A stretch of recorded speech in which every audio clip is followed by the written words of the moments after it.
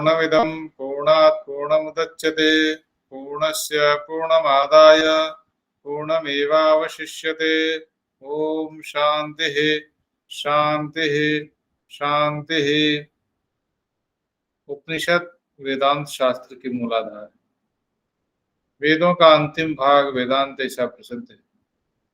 दशोपनिषद ईश, केन, cut, प्रश्न, मुंडक, मांडुक्य, तैत्तिरीय, ऐतरेय, छांदोग्य, बृहदारण्यक इत्यादि। इन दशोपनिषदों में प्राचीनत्व सबसे ईशावास्योपनिषद ऐसा माना जाता है। शुक्ल यजुर्वेद में ईशोपनिषद आया है। यजुर्वेद के दो भाग हैं, शुक्ल यजुर्वेद और कृष्ण यजुर्वेद। शुक्ल यजुर्वेद के वाजसनेही संहिता के 44वें अध्याय में ईशोपनिषद अंतर्भुक्त है।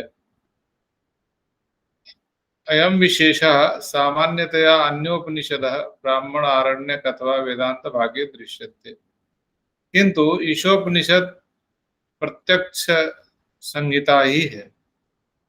तस्मात् अयम संहितोपनिषद इति प्रसिद्ध है। इस उपनिषद में 18 मंत्र ही हैं। ये बहुत बृहत उपनिषद नहीं है, किंतु इसमें सूत्रवत और गंभीर रूप में सिद्धांतों का व्याख्यान किया गया है। भाषा शैली इस उपनिषद की वाक्य रचना मंत्र स्वरूप देकर यह उपनिषद वैदिक युग के अंत में रचित हुआ है, ऐसा विद्वानों का मत है। यह आरण्यक काल के उपनिषद नहीं है, अपितु संहिता काल के अंत का उपनिषद ऐसा माना जाता है। इसलिए भी यह अति प्राचीन उपनिषद ऐसे कहा गया है। इस उपनिषद में कर्म ज्ञान का समुच्चय है। कहीं ज्ञान की प्रधानता है, लेकिन इसमें कर्म और ज्ञान दोनों का ही समान महत्व प्रतिपादित किया गया है। यह उपनिषद गृहस्थों के लिए भी अत्यंत उपयुक्त है। यह उपनिषद केवल सन्यासियों के लिए नहीं है, अपितु गृहस्थों के लिए, सामाजिकों के लिए एक जीवन दर्शन के रूप में प्रस्तुत हुआ है। भाष्य परंपरा में भी इसका सर्वत्र अद्वैत, विशिष्टाद्वैत, द्वैत, शुद्धाद्वैत, द्वैताद्वैत, वेदाभेद आदि सर्व दर्शनों के में इस उपनिषद का भाष्य किया गया है। भगवत्पाद आचार्य शंकर 18 मुख्य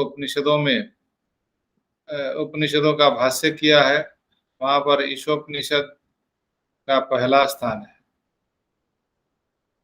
महात्मा गांधी ने कहा था एक बार कि यदि सभी शास्त्र का विनाश हो जाए, केवल ईशोपनिषद की रक्षा होती रहे, तो भी भारतीय दर्शन की कभी हानि संभव नहीं है। इससे यह स्पष्ट है कि उपनिषद का स्थान केवल शास्त्रीय नहीं, अपितु ईशोपनिषद सांस्कृतिक और नैतिक एवं आध्यात्मिक स्थान को भी गृहीत किया हुआ है। ईशावास्योपनिषद वेदांत परंपरा का अद्वितीय स्थान प्राप्त किया है, क्योंकि यह अत्यंत प्राचीनतम उपनिषद है। यह संहितोपनिषद है। छोटे आकार में छोटे होते हुए भी गांभीर्य युक्त है। कर्म ज्ञान समुच्चय का प्रतिपादक है और सभी दर्शनों का सामान्य आधार है। नाम व्युत्पत्ति यदि हम देखते हैं तो ईशावास्योपनिषद का प्रथम मंत्र ही इस उपनिषद का नामकरण का आधार है। ईशावास्यमिदं सर्वं यत्किंच जगत्यां जगत्, अत्र ईशेन वास्यमिति वाक्यं प्राधान्यम्। ईशावास्यं शब्दस्य व्युत्पत्तिं यदि पश्यामः तर्हि ईश इत्युक्ते परमेश्वरः, सर्वव्यापी नियंता, वास्यम् अर्थात् आवरणीयं, व्यापनीयम्, अधिष्ठानीयम् इति। अतः ईशावास्यम् ईशेन व्याप्यम्, ईशेन आच्छाद्यम्, ईश्वरमयम् इति। तेन ईशावास्यमिदं सर्वं, सर्वं जगत् ईश्वरमयम्, ईश्वरस्य आवरणम् इति।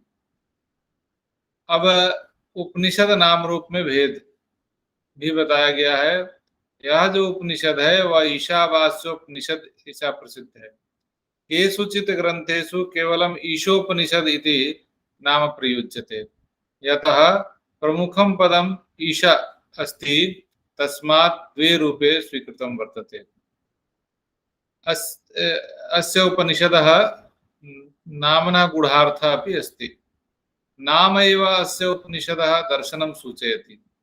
अन्येषु उपनिषत्सु नामानि यथा कठोपनिषद, कठश्रुतेः, केनोपनिषद, केन प्रश्नेन, प्रश्नोपनिषद, प्रश्न संभूतत्वात् इत्यादयः कथा विशेषे वा प्रश्न विशेषे वा आधारितानि वर्तन्ते, किन्तु ईशावास्योपनिषद विशेषम् अस्य नाम प्रत्यक्षमेव तत्त्वदर्शनं प्रकाशयति।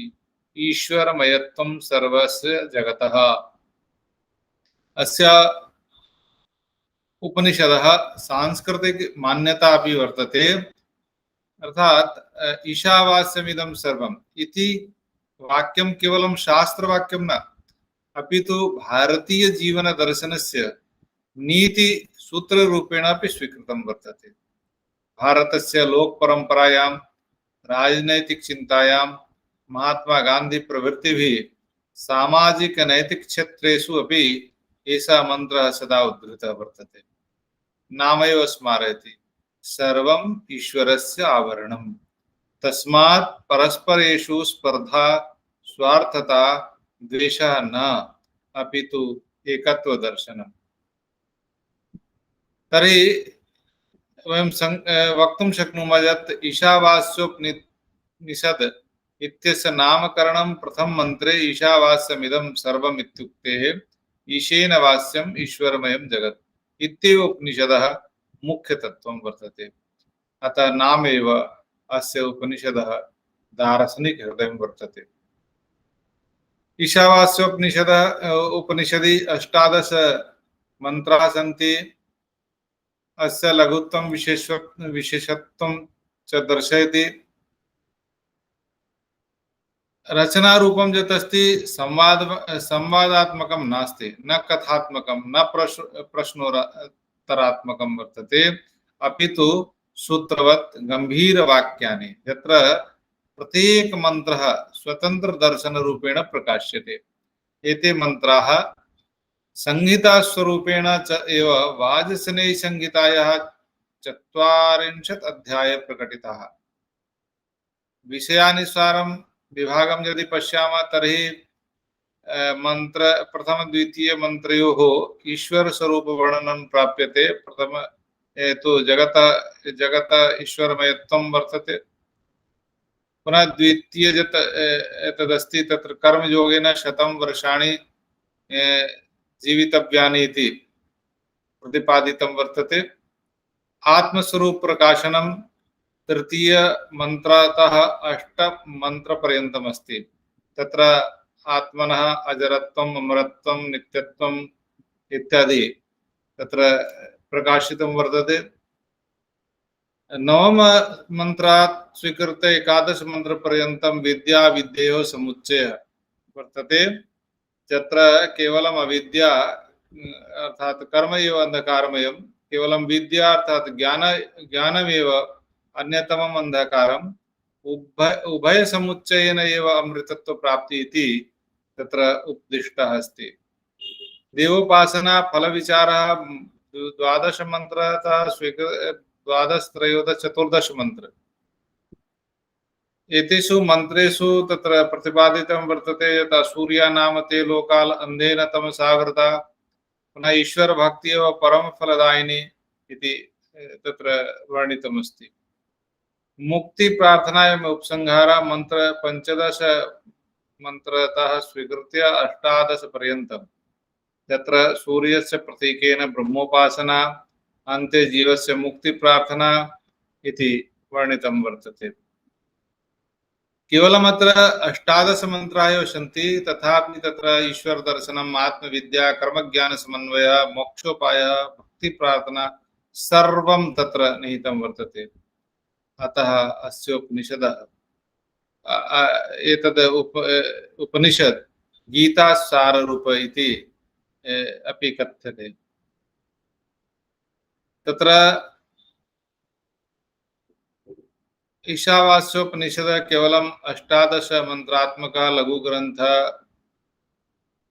एव नास्ति, किन्तु एतद् एषः ग्रन्थः तत्त्वगौरवेण तत्र गौरवान्वितः अस्ति। भारतीयजीवनदर्शनस्य मूलभूतस्वरूपं प्रतिपादयति। अस्मिन् उपनिषदि प्रमुखविचाराः सन्ति यत् तत्र ईशावास्यमिदं सर्वम्, अर्थात् उपनिषदः आद्यमन्त्रः एव सम्पूर्णदर्शनस्य हृदयं वर्तते। जगत् वस्तुतः न स्वतन्त्रम् अपितु ईश्वराधिष्ठितम् अस्ति इति तत्र वर्णितम् अस्ति। ईश्वरः सर्वव्यापी, सर्वाधारः, सर्वनियन्ता अस्ति, तस्य प्रतिपादनं सम्यक्तया कृतमस्ति। जगत् ईश्वरस्य आवरणम् अस्ति, अतः जगत् एव पवित्रदृष्ट्या अवलोकनीयम्। ईश्वरमय दृष्टि भवेत्। जीवनस्य प्रत्येकः व्यवहारः ईश्वरार्पणभावेन करणीयः। पुनः अस्ति त्यागे भोग समन्वयः अस्ति। तथा मंत्रे लिखितमस्ति तेन त्यक्तेन भुञ्जीथा। उपनिषद न केवलं संन्यासम् आदेशयति, न केवलं भोगम् अनुमन्यन्ते, अपितु त्यागेन भोगः असंगभावेन भोगः करणीयः इति सूचितः अस्ति। धन संपत्ति पदार्थाः सर्वे ईश्वरस्य, अतः तेषाम् उपभोगे लोभः न अपितु कर्तव्य बुद्धि करणीया। त्यागयुक्तः भोगः एव जीवनस्य शुद्धिः अस्ति। उपनिषदि कर्मयोग विषये उक्तम् अस्ति। कुर्वन्नेवेह कर्माणि मंत्रागच्छति, तस्य अर्थ एव अस्ति तत्र मनुष्य शतवर्षाणि कर्म कृत्वा एव जीवेत्।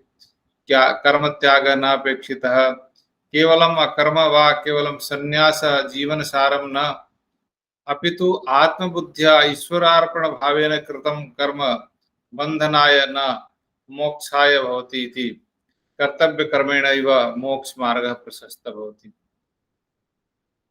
ईशोपनिषदि आत्मस्वरूप वर्णितः अस्ति। आत्मा नित्यः अस्ति, अजः अस्ति, अमरः अस्ति, अविकारः अस्ति। आत्मा न हन्यते न हन्ति।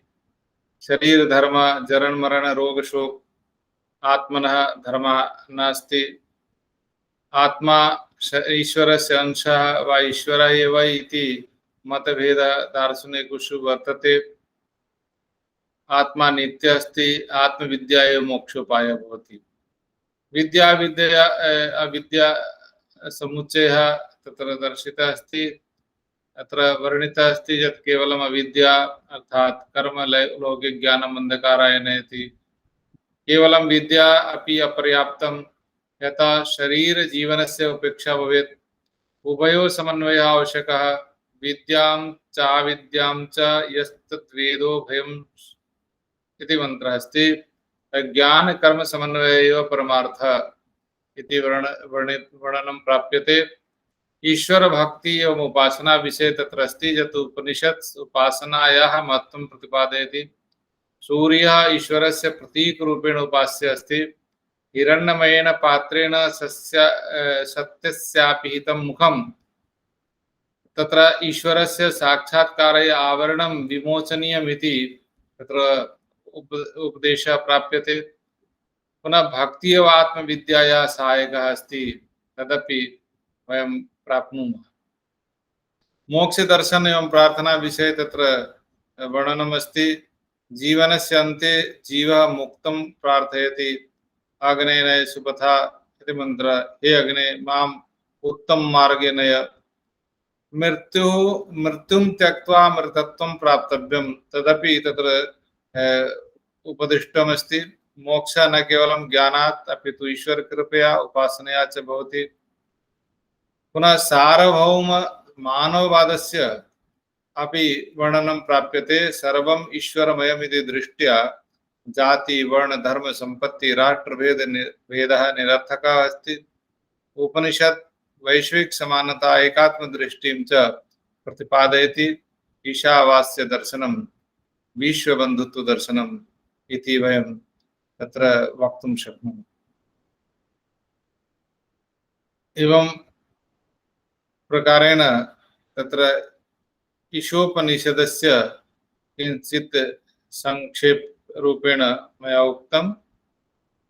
आगामि द्वितीय कक्षायां तत्र मंत्राणामपि अर्थः तत्र अन्वय व्याख्या इत्यादि विषये चर्चा भविष्यति। धन्यवादः।